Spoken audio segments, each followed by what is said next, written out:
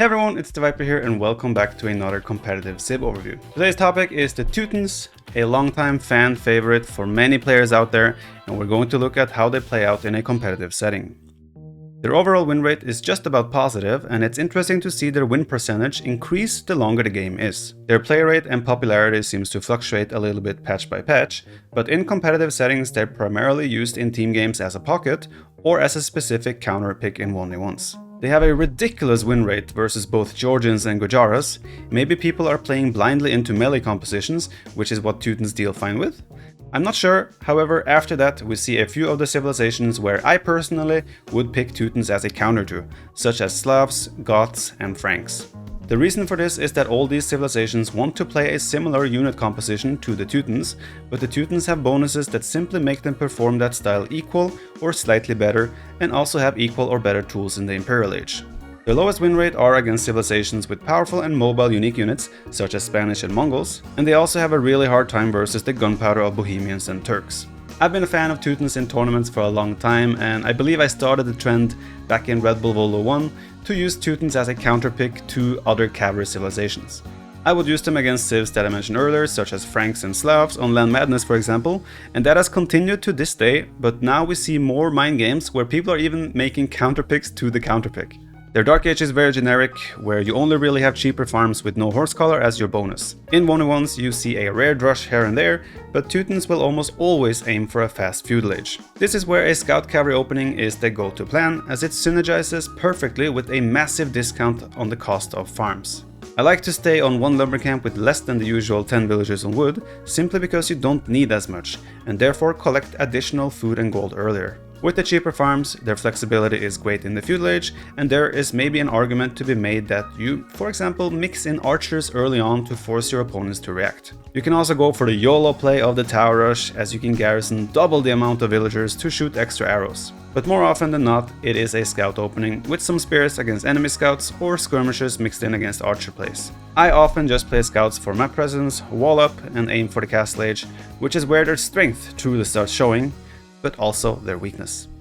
Due to the lack of thumb ring, range units are not a good option, so Castle Age usually revolves against knights. Their melee units get +1 armor for free here, which is why their knights are a great option against other players who are also making knights, and if pikemen gets mixed in, yours are simply better by default. On top of this, one of the main counters to knights are monks, and here we have extra conversion resistance as a civilization bonus, which means you can justify charging down those nasty old men.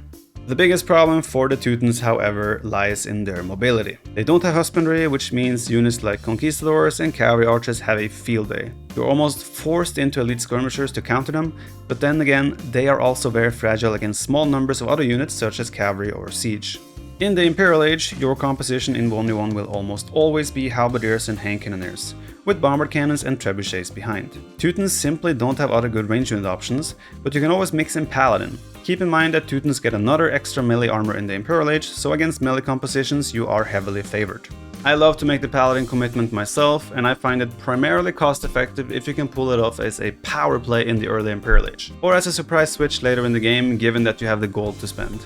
On more close maps the tower rush is definitely more viable than other maps, but a fast castle age is still more reliable. Here your options are many. You can just boom, pull off a monk rush, a fast Imperial Age, or simply play a standard approach of scouts or knights with monks to fight for relics and control the map, particularly on, for example, Arena. The close maps also invite you to take advantage of the crenellations in order to give your castles the equal range to bombard cannons, and that gives you a lot of control with your own bombard cannons, as you always have a safe space to run back to. On close maps you'll often be able to justify adding siege challengers as well in the late game, and who doesn't love a good bada-boom? In team games, Teutons are often a key pick as well, simply due to the extra conversion resistance making your whole team immune to a monk rush. You also have great scouts, knights and paladin play from the pocket position, but the lack of husbandry can also be a problem in team games. In close map team games, I consider them an absolute powerhouse in the Imperial Age. On water and hybrid maps, Teutons are pretty much never played, as their bonuses don't align at all. These are the maps where you make the fewest farms, so you don't get to take advantage of that, and your water options are not great, scaling terribly as the game goes on. Fast fire ships and heavy demolition ships are your options should you be forced to play water, with 13 ranged castles to support from the shoreline.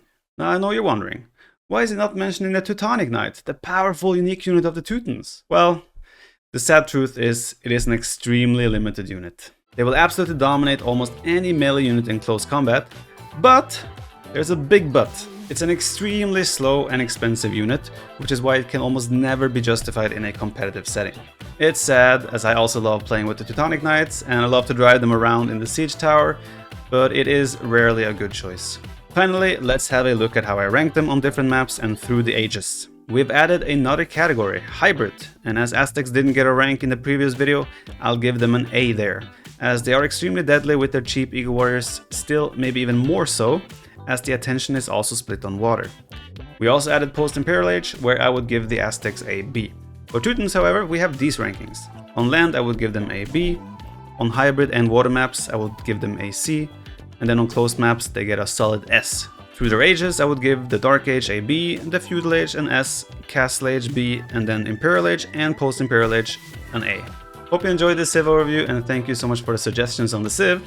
There wasn't really a standout, except the memes with people calling for Dravidians. Let me know if there's a civilization you want to see next. Any standouts in the comments will be chosen. Make sure you leave a like in the video. That's cringe. The worst part is I know you're going to edit this part into the video as well. That's the problem. I have no power here. Saruman. Okay, make sure to leave a like if you enjoyed the video and subscribe for more. And next time we'll travel to Africa and check out the Ethiopians. Thanks for watching. Stupid!